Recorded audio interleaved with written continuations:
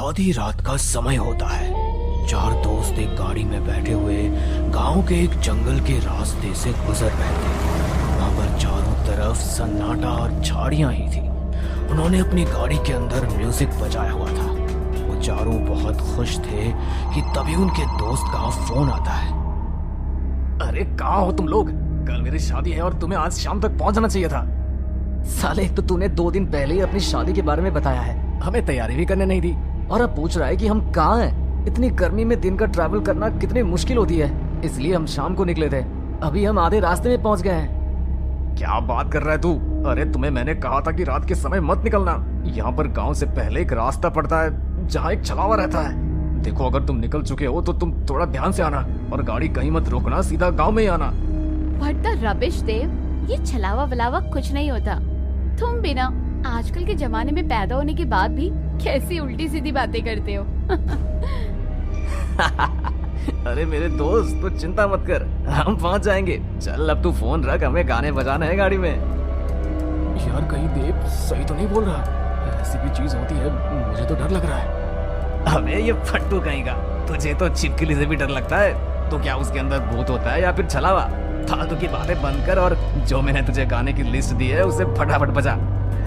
Phone cut होने के बाद अमन, वैभव, विराट, शनाया चारों दोस्त गाड़ी में गाने बजाते हुए जा रहे थे। विराट गाड़ी ड्राइविंग कर रहा था। उसका सारा ध्यान गानों पर था। गाड़ी स्पीड से चल रही थी। तभी अचानक से उसके सामने एक छोटी बच्ची आ जाती है और वो बहुत तेज ब्रेक मारता है, जिसकी वजह से उसके दोस्त उसके ऊपर चिल्लाने लगते हैं। लेकिन उसकी सांसें अटकी हुई थी और चेहरे पर पसीना था। वो हकलाते हुए अपने दोस्तों को छोटी बच्ची के बारे में बताता है और गाड़ी से निकलकर चारों तरफ देखता है, लेकिन वो छोटी बच्ची कहीं भी दिखाई नहीं देती। अब अपने दोस्तों के कहने पर वो चुपचाप दोबारा से गाड़ी चलाना शुरू कर देता है। विराट अब बहुत ध्यान से गाड़ी चला रहा था, क्योंकि उसके दिमाग से उस छोटी बच्ची का ख्याल जा ही नहीं रहा था। तभी अचानक से उसके कंधे पर एक जला हुआ हाथ आता है और वो फिर से बहुत तेज ब्रेक मारता है।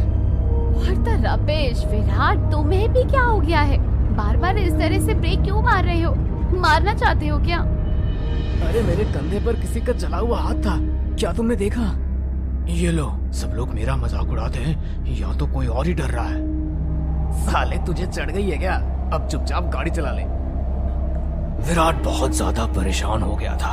उसका चेहरा देखकर वैभव गाड़ी चलाना शुरू करता है। देखते ही देखते रात और घनी और काली हो रही थी।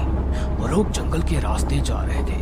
कुछ दूरी पर चलने के बाद वैभव फिर से गाड़ी रोकता है और अरे बहुत जोर से आई है यार, मैं अभी आता हूँ। मैं भी चलता हूँ। तो फिर मैं भी चल लेता हूँ। अब तीनों दोस्त हल्के होने चले जाते हैं और इधर शनाया अपना फोन निकालकर गाड़ी से बाहर आती है और सेल्फी लेना शुरू करती है। इसी के साथ वो अपने फोन का कैमरा ऑन करके वीडियो शूट करने लगती है, जिसमें वो अपने तीनों दोस्तों को भी ले लेती है। जब वो वापस गाड़ी की तरफ आ रहे होते हैं तो शनाया गाड़ी से थोड़ी दूर पर खड़ी होती है और 2 जले हाथ अचानक से शनाया के कंधे पर आते हैं और शनाया को खींचते हुए जंगलों के अंदर ले जाते हैं। ये देख वो सारे दोस्त दंग रह जाते हैं। उन्हें कुछ समझ नहीं आ रहा होता। उन सभी दोस्त के चेहरे पर डर अब साफ दिखाई दे रहा था। उन्हें ये महसूस हो गया था कि कुछ तो है जिसकी वजह से वो डर के मारे कांपने लगे थे। देखा, मैंने कहा था ना, तुम लोगों ने मेरी बात ही नहीं सुनी थी। शनाया कहाँ है? उसे कौन लेकर गया है? मेरी गर्लफ्रेंड। अरे उसकी माँ को पता है कि वो मेरे साथ है। अगर उसे कुछ हो गया तो मैं तो जेल में पहुंच जाऊंगा। तीनों दोस्त घबराए हुए थे। अब वो तीनों जिस तरफ शनाया को खींचा गया था, वो तीनों उधर की तरफ जाकर शनाया को ढूंढने लगते हैं। ढूंढते ढूंढते वो जंगलों में पहुंच जाते हैं। तभी विराट को अचानक से एक आवाज आती है, जैसे कोई उसे बुला रहा हो। वो उस आवाज के पीछे जाने लगता है, जिसके चलते वो अपने दोनों दोस्तों से दूर हो जाता है। चलते चलते वो जंगलों के बीच में पहुंच जाता है, जहाँ उसे शनाया दिखाई देती है। शनाया उसे अपने हाथों से इशारे करके अपनी तरफ बुलाने लगती है। विराट अपने दोस्त को अपने साथ ले जाने के लिए उसके पीछे पीछे जाने लगता है। तभी विराट उसे रुकने के लिए बोलता है। विराट उसके पास जाता है और उसे गले से लगा लेता है। थैंक गॉड शनाया, तुम्हें कुछ नहीं हुआ। तुम्हें पता है हम लोग कितना डर गए थे। अरे सांस गले में अटक गई थी। चलो अब गाड़ी के पास चलो, हमें वैसे भी देरी हो रही है निकलने के लिए। विराट शनाया से बात करता जा रहा था, लेकिन शनाया उसकी बात का कोई जवाब ही नहीं दे रही थी। जैसे वो कंधे से उसका मुंह हटाकर देखता है तो वो देखता है कि वो कोई शनाया नहीं बल्कि एक बहुत भयानक चुड़ैल है। उसका चेहरा देखते ही विराट को समझ आ जाता है कि अभी तक जिसे वो गले से लगाकर खड़ा था वो कोई शनाया नहीं बल्कि एक छलावा थी जो उसके साथ खेल रही थी। तभी वो छलावा जोर जोर से हंसने लगता है। उसकी हंसी की आवाज से विराट को उसके कानों में दर्द होने लगता है। वो अपने कानों पर हाथ लगाता है। इतने में वो छलावा उसकी गर्दन पर मुंह रखकर उसका सारा खून चूस लेता है और चुटकियों में गायब हो जाता है। इधर जंगलों के अंदर अमन और वैभव पहले तो शनाया को ढूंढ रहे थे, लेकिन जब उन्हें पता चलता है कि अब उनका दोस्त विराट कहीं उन्हें नजर नहीं आ रहा तो वो दोनों उसे भी ढूंढने लगते हैं। विराट कहाँ है यार तू? यहाँ शनाया नहीं मिल रही और अब तू भी गायब हो गया है। शनाया विराट कहाँ चले गए तुम दोनों? वैभव शनाया विराट को ढूंढते हुए आगे बढ़ते जाता है और अमन वही झाड़ियों के हिलने की वजह से थम जाता है। अब अमन वहां अकेला खड़ा रह गया था। तभी झाड़ियों में से शनाया निकलकर उसके पास आ रही होती है। अमन, अमन मुझे बचा लो। अमन, वो मुझे मार देगा। वो और कोई नहीं, छलावा है। वो हमें एक एक करके मार देगा।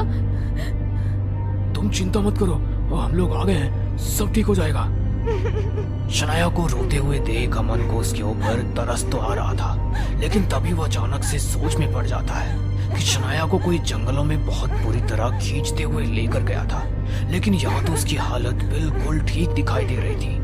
न उसके शरीर पर कोई घाव था और न ही कोई चोट लगी थी। वो बिल्कुल सही सलामत उसके सामने खड़ी थी और रो रही थी, जिसकी वजह से उसे उसके ऊपर शक होने लगता है और वो उसके पास बढ़ते हुए अचानक से रुक जाता है। वही रुक जाओ, आगे एक कदम मत बढ़ाना। मैं जानता हूँ तुम कौन हो। तुम मेरी दोस्त शनाया नहीं हो। बताओ तुम कौन हो? अमन के मुंह से ये सुनते ही छलावा वहीं रुक जाता है और शनाया के रूप से अपनी असली रूप में आ जाता है और जोर जोर से हंसने लगता है, जिसके बाद वो एक काला साया बनकर उसके अंदर घुस जाता है और देखते ही देखते वो अमन को एक दर्दनाक मौत दे देता है, जिसके बाद वो काला धुआं अमन के जिस्म से बाहर आता है और अचानक से गायब हो जाता है। छलावा एक एक करके उन सभी दोस्तों को मारते जा रहा था। आखिर छलावा का काम भी तो यही होता है, लोगों को गुमराह करना और फिर उन्हें मार देना। अब सभी में से दो दोस्त बचे थे, यानी कि शनाया और वैभव। वैभव चलते चलते जंगलों के बहुत अंदर पहुंच जाता है, जहां उसे जंगलों में बेहोशी के हालात में शनाया पड़ी हुई नजर आती है। अरे ये तो शनाया है। शनाया, शनाया उठो। इतना बोलकर वो उसके पास जा ही रहा था कि तभी उसे बेहोश शनाया के ऊपर शक होने लगता है और वो वहीं रुक जाता है। तभी शनाया को होश आता है और वो भी उठकर खड़ी होती है। अपने सामने वो जब वैभव को देखती है तो उसे भी वैभव के ऊपर शक होने लगता है। उसे लगता है कि छलावा उसके साथ कोई खेल खेल रहा है। इसी तरह वो दोनों एक दूसरे को छलावा समझकर एक दूसरे से ही दूर भागने लगते हैं। वो दोनों भागते भागते जंगलों में आगे की तरफ आ जाते हैं, लेकिन वो कहते हैं ना कि छलावा कुछ भी कर सकता है।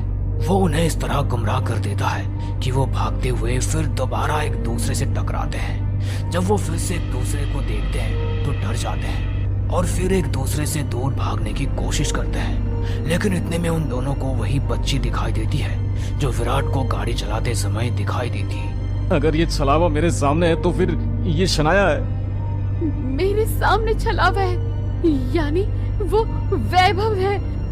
वैभव और शनाया को अब समझ आ जाता है कि छलावा फिर से उनके साथ एक खेल खेल रहा था।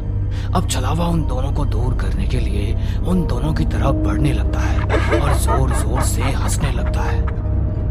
देव ने बिल्कुल सही कहा था, इस रास्ते में एक छलावा है और ये छलावा हम सभी को मार रहा है। पता नहीं हमारे बाकी के दो दोस्तों के साथ क्या हुआ है।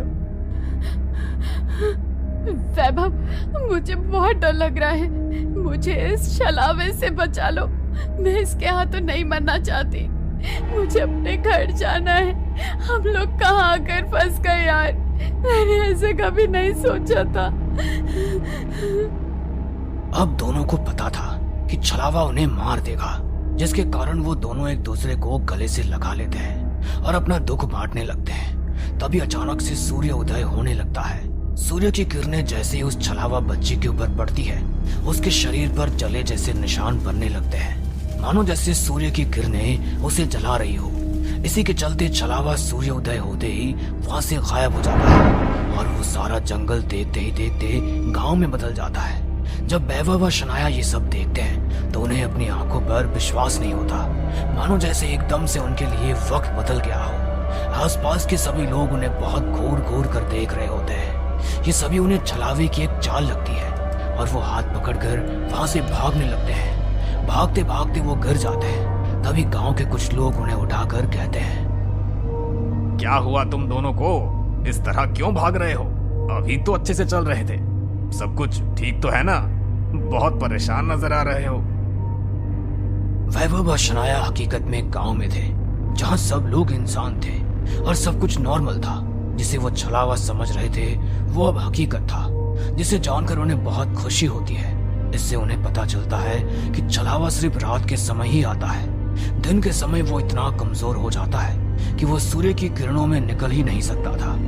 वैभव और शनाया जैसे तैसे करके देव के पास पहुंचते हैं। देव उन्हें छलावे के बारे में सब कुछ बताता है। इसी के चलते देव उन्हें यह भी बताता है कि रात के समय जितने भी लोग छलावे के सामने आते हैं वो मारे जाते हैं और उनका कुछ पता नहीं चलता और किसी को आज तक पता ही नहीं चल सका कि वो छलावा लड़का है, लड़की है या कोई बच्ची है। इस तरह उन 4 दोस्तों में से सिर्फ 2 दोस्त बचकर देव के पास पहुंचते हैं। इस बार वो दोनों दिन के समय सावधानी से घर की तरफ लौटते हैं। घर आने के बाद उन्हें रियल जिंदगी में छलावे पर विश्वास हो जाता है और फिर वो छलावे को कभी मजाक